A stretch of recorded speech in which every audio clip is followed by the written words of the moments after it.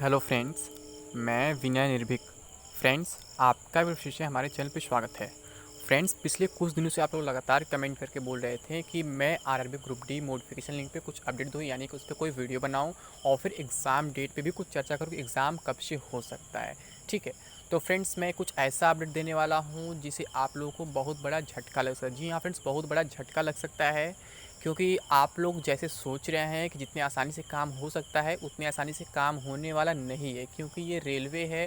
आपने देखा है पिछले बार के वैकेंसी में भी क्या क्या मतलब करना पड़ा था कैंडिडेट्स को नौकरी पाने के लिए। ठीक है, तो आप लोग जो सोच रहे हैं वो मतलब कि उस हिसाब से काम नहीं हो सकता है। तो हम बात कर रहे हैं अभी RRB group D notification link का, क्या बहुत जल्द मिलने वाला है। हाई कोर्ट में केस फाइल हो गया, क्योंकि आपको मालूम है कि बहुत दिन से चर्चा थी कि हाई कोर्ट में केस फाइल होने वाला है और एडवोकेट शायद वही रहेंगे। ठीक है, तो आगे क्या है अभी हम बात करते हैं। और फिर क्या है, पटना बोर्ड भी नोटिफिकेशन लिंक के लिए तैयार रहेगा, क्योंकि आपको मालूम है कि बहुत से लोग पटना बोर्ड मिलने गए थे, क्योंकि ऑर्डर में ऐसा लिखा था कि आप क्या करें, मतलब बोर्ड को अप्रोच करें। तो क्या हुआ, पटना बोर्ड से क्या जवाब मिला आखिर। अब एग्ज़ाम सितंबर में नहीं हो सकता, क्योंकि आप जान रहे हैं आज 19 तारीख हो चुका है और अभी तक कोई नोटिस नहीं आया है। तो आपके मन में सवाल आने जायज़ हैं। ठीक है, तो हम एक एक करके बात करते हैं।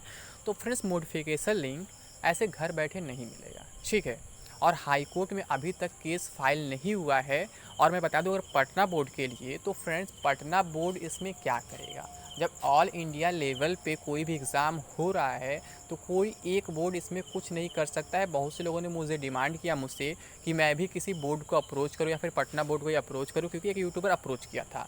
तो फ्रेंड्स, आप लोग को ये नहीं मालूम है कि ये जब नेशनल लेवल का एग्ज़ाम है और जब हर एक आरआरबी मना कर चुके, मतलब कि कहें रेल मंत्रालय डायरेक्टली मना कर दिया है, तो फिर आप किसी एक बोर्ड के पास जाके क्या करेंगे। उसके हाथ में कुछ नहीं है। आपको मालूम है कंडक्टिंग बोर्ड जो है चेन्नई है, तो जो भी करेगा चेन्नई करेगा। ठीक है, और वैसे भी आप चेन्नई के पास ऐसे डायरेक्टली जाके मिलेंगे, आप ऑर्डर शीट दिखाएंगे तो कभी नहीं मानेगा, क्योंकि उसमें लिखा है डायरेक्टली कि अप्रोच आप करिए। नहीं कहा कि वो आपकी बात मान ही लेगा। ठीक है, अप्रोच करने का क्या मतलब है, आप उनसे बात करें, मतलब अब सब कुछ उनके हाथ में। मतलब कहने का मतलब यही इनडायरेक्टली कोर्ट ये कह रहा है कि हम इस मामले में इंटरफियर नहीं करेंगे, अब जो रेलवे करेगा। तो रेलवे का बात तो पहले ही जान चुके हैं। अगर रेलवे को नोटिफिकेशन लिंक देना होता तो इतना लंबा क्यों खींचता, इतना परेशान क्यों करता और इतने दिन केस वगैरह क्यों चलता। तो आप खुद सोच सकते हैं। तो रेलवे का मूड तो बिल्कुल नहीं है।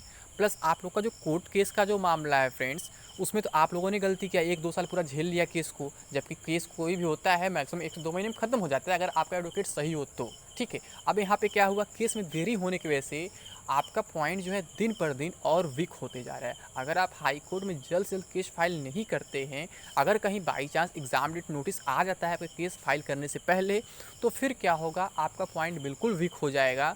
फिर आप बिल्कुल केस जीत नहीं पाएंगे। अगर आप पहले इस केस पे सही फोकस किए होते, किसी अच्छे एडवोकेट को रखे होते, एक्सपीरियंस्ड एडवोकेट को रखे होते, तो अब तक ये हाल नहीं हुआ होता।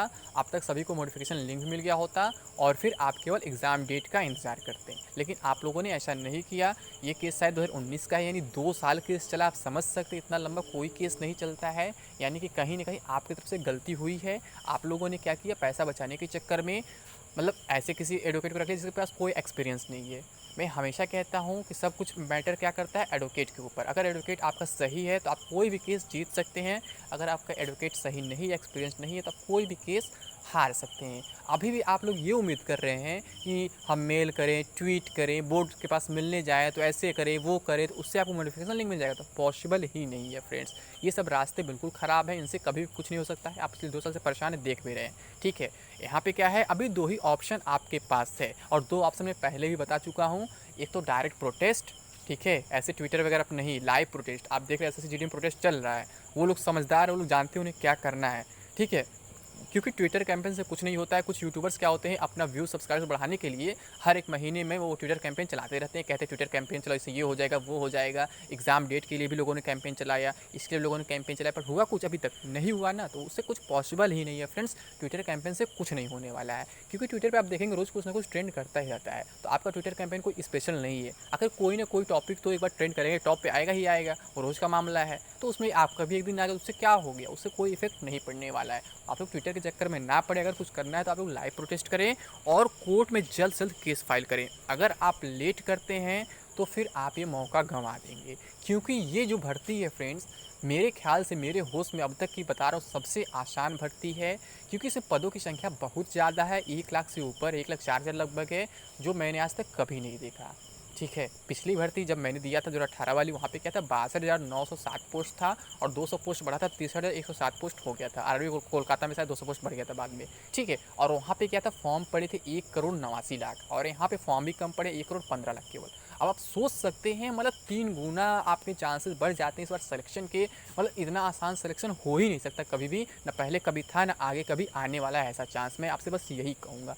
बस क्या है, इसमें आपका फिजिकल सही होना चाहिए, मेडिकल सही होना चाहिए। मेडिकल में क्या होता है, रेलवे में केवल आँख ही इंपॉर्टेंट होता है, आपको कलर ब्लाइंडनेस वगैरह नहीं होना चाहिए, आपके चश्मे का पावर ज़्यादा नहीं होना चाहिए, ये सब बस इंपॉर्टेंट होता है। बाकी आपका रिटन एग्जाम तो है ही। ठीक है, और वो भी इतना ईजी इस बार है कि कोई कुछ कह नहीं सकता है। तो अगर आप लोग ऐसे मौके को फ्री में गंवाना चाहते हैं तो आप लोग घर बैठे रहें, आप लोग बोर्ड के चक्कर काटते रहें, आप लोग ट्वीट मेल करते रहें। अगर कुछ मिल जाए तो आप मुझे बता दीजिएगा। ठीक है, मैं शुरू से इन सब के खिलाफ हूँ फ्रेंड्स। ऐसे ऑनलाइन प्रोसेस से कोई काम नहीं होने वाला इस ज़माने में। आपको मालूम है गवर्नमेंट किसी की नहीं सुनती है।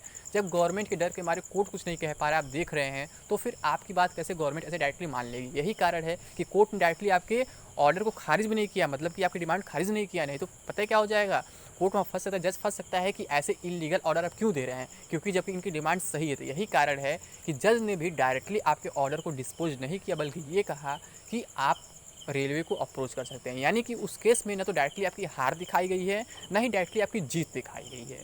ठीक है, वो बीच में रख दिया गया मामला कि कोर्ट इस पर कुछ कर नहीं सकता है। ठीक है, तो यहाँ से क्या है, जज साहब भी बच गए फ्री के फ्री, और आपका जो नुकसान हुआ है, रेलवे का फ़ायदा जो हुआ हो ही गया। ठीक है, तो मैं आपसे इसीलिए कह रहा था फ्रेंड्स। अब फिर कुछ लोग कहेंगे मेरे ऊपर कंटेम्प्ट ऑफ कोर्ट हो जाएगा, मेरे जज को ब्लेम करो, ये करो वो करो, तो कर लो भैया, जो भी करना है कर लो, मैं बिल्कुल तैयार हूँ। ठीक है, जो सही हो सही मैं बोल के रहूँगा, कोई भी रहे। ठीक है, ऐसे हो रहा है अपने देश में तो मैं बोल रहा हूँ। तो आप लोग को क्या करना है फ्रेंड्स, जल्द से जल्द हाई कोर्ट में अप्रोच करना चाहिए, ना कि किसी आरआरबी के पास।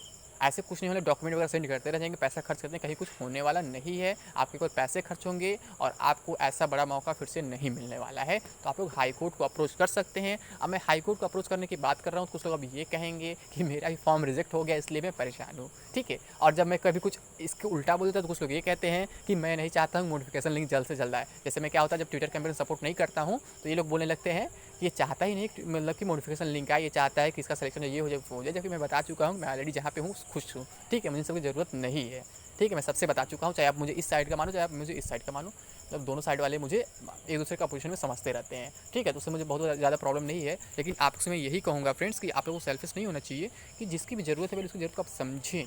ठीक है, फॉर्म आपने भी अप्लाई किया है, जिनका रिजल्ट उन्होंने भी अप्लाई किया, उन्होंने भी वही काम किया, आपने भी वही काम किया, आप भी प्रिपरेशन कर रहे हो, वही प्रिपरेशन कर रहे हैं, तो सबको मौका मिलना चाहिए, हर हाल में मिलना चाहिए फ्रेंड्स। ठीक है, तो मैं बता चुका हूँ प्रोसेस क्या है। या तो आप लोग प्रोटेस्ट करें, मैंने आप लोगों को 15 अगस्त का डेट भी सुझाया था, अगर आप लोगों ने उस दिन कुछ किया होता तो आपको अब तक कुछ ना कुछ रिजल्ट हाथ में मिल गया होता। ठीक है, लेकिन आप लोगों ने ऐसा कुछ नहीं किया, आप लोग ट्विटर कैंपेन के चक्कर में पड़े रहे, जबकि मैं हमेशा कहा उससे कुछ होने वाला नहीं है। ठीक है, तो आप लोग प्रोटेस्ट भी नहीं किए और ना ही अभी तक केस फाइल किए, जबकि आपको मालूम है कि एग्ज़ाम डेट नोटिस कभी भी आ सकता है। मैं आपसे बोला था ना, 15 अगस्त के बाद और 31 अगस्त के पहले कभी भी एग्ज़ाम डेट नोटिस आ सकता है। तो अगर एग्ज़ाम डेट नोटिस आ गया तो फिर कोर्ट के पास एक वैलिड रीज़न हो जाएगा कि वो ऑर्डर आपके पक्ष में नहीं दे सकता है। कोर्ट भी डायरेक्टली कह देगा कि रेलवे अब एग्ज़ाम तैयारी कराने के मूड में है, सेंटर बुक कर चुका है, एग्ज़ाम डेट डिक्लेयर हो चुका है, एग्ज़ाम डेट नोटिस आ चुका है, एडमिट कार्ड की तैयारी है, तो अब हम रेलवे के एग्ज़ाम को रोकने की हिम्मत नहीं कर सकते हैं, वहाँ पर ये बोल देगा। लेकिन अगर अभी एग्ज़ाम डेट नोटिस नहीं आया है तो आपके पास बहुत से मौके हैं। बस क्या है, आपके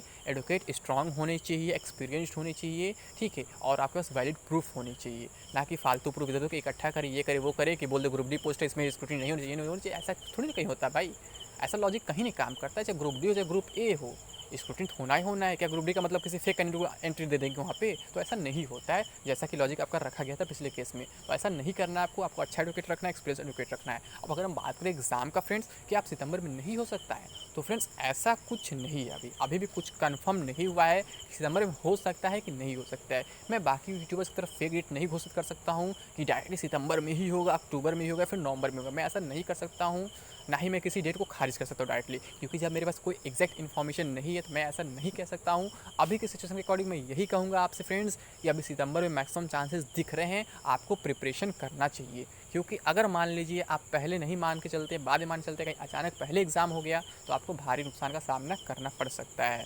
ठीक है, क्योंकि लास्ट का प्रिपरेशन बहुत इंपॉर्टेंट होता है। भले आपने साल भर क्या पढ़ा, 2 साल पढ़ा, उसको खास मतलब नहीं होता है, लेकिन अगर आपने लास्ट में रिवाइज़ नहीं किया तो आपको बहुत नुकसान हो सकता है। तो फ्रेंड्स अभी मैं यही कहूँगा, अभी भी सितंबर में ही मैक्सिमम चांसेस दिख रहे हैं और नोटिस के मैक्सिमम उम्मीद है कि इसी मंथ के लास्ट तक कभी भी आ जाएगा। ठीक है, तो आपको परेशान होने की ज़रूरत नहीं, आप सितंबर को ही टारगेट करके अपना प्रिपरेशन करते रहें। अदरवाइज़ अगर आप अक्टूबर को इस मान लेते हैं या फिर नवंबर मान लेते हैं तो फिर आपको बहुत ज़्यादा प्रॉब्लम फेस करना पड़ सकता है।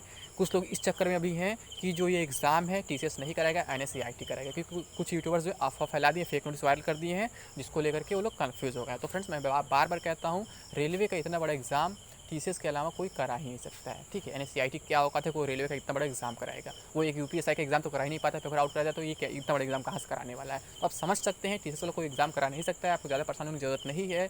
और आपने देखा अब तक कि जो भी लिंक आए हैं वो डीजीएलएम के नाम से, डीजीएलएम जो आप सर्च करेंगे गूगल पर दिखा देगा तुरंत, टीसीएस का साइट खुल जाएगा, क्योंकि वो टीसीएस का लिंक होता है। ठीक है, तो आप इसके चक्कर में ना पड़े कि कौन सी एजेंसी नहीं, एग्जाम कब हो कब नहीं है। आप लोग केवल प्रिपरेशन पे फोकस करिए। अगर आपका फॉर्म एक्सेप्ट हो गया है तो, और जिनका रिजेक्ट हो गया है उनको क्या करना है, उनको कोर्ट में जाके अप्रोच करना चाहिए, कोर्ट की ओर, या फिर प्रोटेस्ट करना चाहिए, फिर दोनों काम करना चाहिए। ऐसे अगर आप हाथ पे हाथ धरे बैठे जाएंगे तो फिर आपको कुछ नहीं मिलने वाला है, कभी आप कुछ कर नहीं पाएंगे, आपको इतना बड़ा मौका गंवाना पड़ जाएगा, आपके हाथ से ये मौका निकल जाएगा। ठीक है फ्रेंड्स, उम्मीद करता हूँ आप लोग का सारा डाउट क्लियर हो गया होगा, आप लोग को सारी बातें समझ में आ गई होगी। ठीक है, अभी के लिए बस इतना ही। थैंक यू, जय हिंद, जय भारत।